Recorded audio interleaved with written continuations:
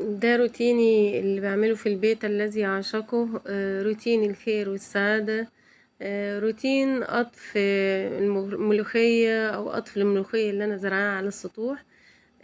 صراحة من أسعد الأوقات اللي أنا بقضيها هي وأنا بقطف الزرع على السطوح بتاعي. أولا هنا أنا مش مستخدمة المقص، هو المفترض إن أنا مستخدمة المقص، بس عشان أنا ماسكة الموبايل فمش عارفة، ملقتش حد من الأولاد يمسكولي، فمش عارفة إن أنا فبقطفه بايدي يعني. فالمفترض ان انا بقطفه بالمقص عشان ما يتقلعش معايا، لكن الملوخية يعني طرية بتتقصف معايا عادي. بصوا كده، انا عندي كمية طبعا انا زرعاها من الملوخية، فانا هقطفها عشان تتنشف.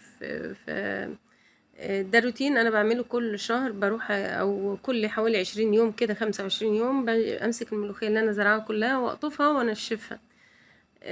طبعا يعني كمان بطبخ منها طول الشهر. فحاجة مفيدة جدا وحاجة موفرة جدا. أتمنى انكم انتوا تجربوا الأفكار دي. ومن أنجح الحاجات اللي هتزرعي فيها على السطوح يا جماعة البرنيكة الخشب اللي أنا زرعة فيها دي ناجحة جدا جدا جدا جدا، غير البلاستيكات وغير الحاجات التانية، لأن الخشب من الحاجات اللي متأثرش بالشمس قوي.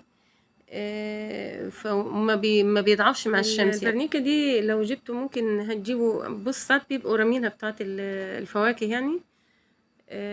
بص كمان الملوخية انا زرعاها، بص في البرنيكة ازاي ومخضرة وشكلها جميل قوي قوي. قلنا من الحاجات الناجحة معاكي جدا، وياريت انكم انتوا تزرعوا فيها. هتغلفيها بس بكيس بلاستيك، انا مغلفاها بكيس اسود اهو، كيس زبالة اسود. وبعد كده اخلط فيها التربة بنسبة التربة والسماد العضوي اللي هي سماد الطيور، بنسبة بسيطة يعني. بحط نسبة الخمس كده سماد عضوي، وبزرع الملوخية. الناس كل المصريين بيعشقوا الملوخية وطبيخ الملوخية وأكل الملوخية، من الحاجات الجميلة قوي. أنا كمية الملوخية دي هتفضل معاك إن شاء الله بإذن الله كده لحد شهر 10، يعني لحد ما تنشف خالص ويدخل علينا فصل الشتاء. فهنا انت بتوفري الميزانية بتاعتك، وتوفري النقدية بتاعتك، انك انت بتحاولي تزرعي حاجات موفرة عليكي في البيت. يعني كمان هنجفف منها ملوخية ونعمل ملوخية ناشفة علشان فصل الشتاء ان شاء الله. فحاجة موفرة جدا وحاجة جميلة جدا. وكل اللي بتسقيهم شوية مية بس، اللي بتروي بيها الزرع ده بس. لو عندك تفل شاي، عندك تفل قهوة، بصبه بس على الزرع، بركمه بس اصبه.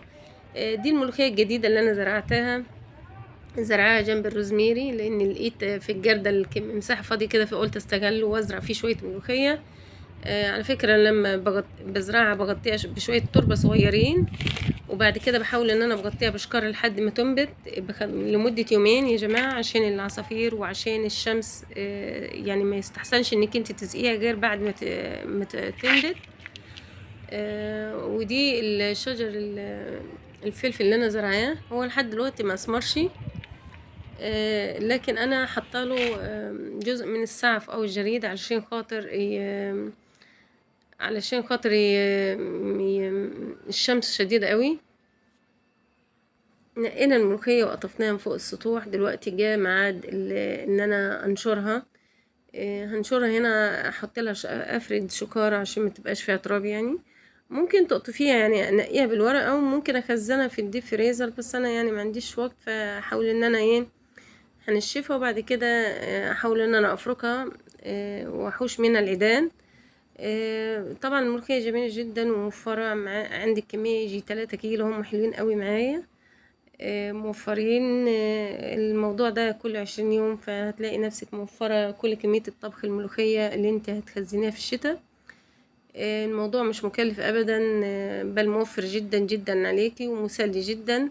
اتمنى انكم انتوا تجربوا الافكار دي، وتحاولوا انكم انتوا تزرعوا كل السطوح عندكم عشان تستفادوا تزرعوا كل اكلاتكم وكل خضاركم.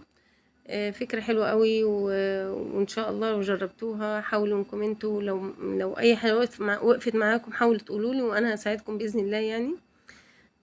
ما تنسوش لو وصلتوا لحد هنا ما تنسوش اللايك والاشتراك بالله عليكم، عشان القناة تكبر بيكم. في نهاية الفيديو لا يسعني إلا أستودعكم في رعاية الله، دمتم في حفظ الله وأمنه وسلامته. والسلام عليكم ورحمة الله.